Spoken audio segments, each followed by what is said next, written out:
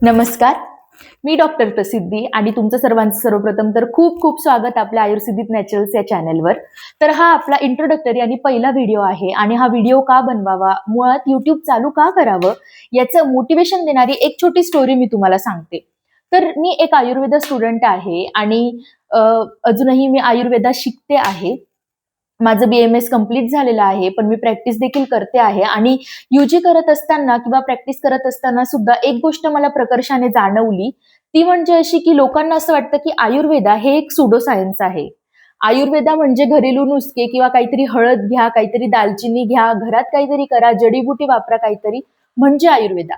हा गोड गैरसमज लोकांचा झालेला आहे आणि याच गैरसमजाला तडा द्यायचं काम आपण इथून करणार आहोत। तर व्हिडिओ बनवण्याचा उद्देश असा की आयुर्वेदा म्हणजे काय, आयुर्वेदा ही लाईफस्टाईल आहे की आयुर्वेदा हे डिसीज बरं करणारं काही प्रमाण आहे, हे अजून लोकांना काही कळलेलंच नाहीये। आयुर्वेदातली एक सर्वात महत्वाची गोष्ट म्हणजे आयुर्वेद सांगतं की कुठलाही आजार झाल्यानंतर त्यावर ट्रीटमेंट करत बसण्यापेक्षा तो आजार होऊ नये याची काळजी घ्या, म्हणजे आयुर्वेदा।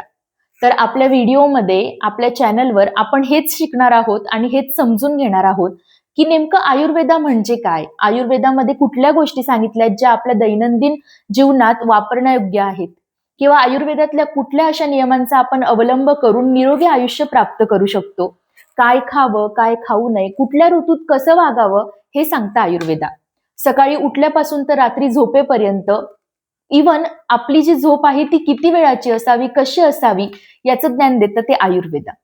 आणि हेच आपण आपल्या व्हिडिओच्या माध्यमातून आणि आपल्या चॅनलच्या माध्यमातून तुम्हाला सांगण्याचा प्रयत्न करणार आहोत। तर स्टे ट्यून, उद्यापासून रेग्युलर तुम्हाला व्हिडिओ येत जातील आणि त्याच्यासाठी तुम्हाला सबस्क्राईब करावं लागेल आणि बेल आयकॉनवर क्लिक करावं लागेल, म्हणजे तुम्हाला अपडेट्स भेटत जातील। उद्यापासून आपण रेग्युलर व्हिडिओ टाकत जाऊ आणि त्यामध्ये आयुर्वेदा काय आहे, दिनचर्या, ऋतुचर्या, निद्रा कशी घ्यावी, काय करावं आणि घरेलू नुसके न म्हणता घरात असलेल्या इन्ग्रेडियंट्सने सुद्धा आपण कसं आरोग्य राहू शकतो किंवा कुठल्याही गोष्टी कशा टाळू शकतो याच्या सुद्धा गमती मी तुम्हाला सांगणार आहे। आणि सोबतच माझी जर्नी, मी कसं आयुर्वेदा स्टार्ट केलं, माझं कॉलेज आणि माझ्याबद्दलची माहिती किंवा आयुर्वेदा आवडून घेण्यासाठी काय करावं लागतं हे सुद्धा मी तुम्हाला सांगणार आहे। आणि त्याच्याबद्दल एक छोटंसं मी तुम्हाला सांगते की जेव्हा मी UGला होते, ऑफकोर्स बऱ्याचशा मेडिकल स्टुडंट प्रमाणे मला देखील MBBSच करायचं होतं आणि मग मला मार्क्स कमी मिळाले आणि मग मी BMS करायला लागले। परंतु हे करत असताना सुद्धा माझं असं ठरलेलं होतं की नाही, आपल्याला आयुर्वेदा करायचंच नाहीये, आपण मॉडर्नच करणार। पण जसं जसं मी शिकत गेले, जसं जसं मी आयुर्वेदा वाचत गेले, संहिता वाचत गेले, तसं तसं मला एक गोष्ट ही प्रकर्षाने जाणवली की हे काहीतरी वेगळंय आणि ह्यातच आपल्याला करिअर करायचंय।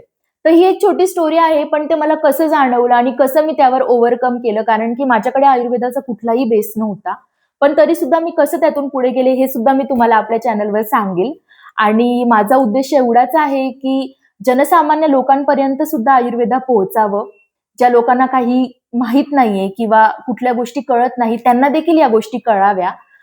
जसं की आपण रोज काहीतरी खातो, समजा आपण एखादी भाजी खाल्ली, समजा आज आपण भोपळ्याची भाजी खाल्ली, पण आपण भोपळ्याची भाजी का खायला हवी, किती प्रमाणात खायला हवी किंवा त्याचे दुसरे कुठले उपयोग आहेत का, हे सुद्धा आपण आयुर्वेदाच्या माध्यमातून आपल्याला कळू शकतं आणि हे सुद्धा आपल्या चॅनलच्या माध्यमातून आपल्याला कळू शकतं।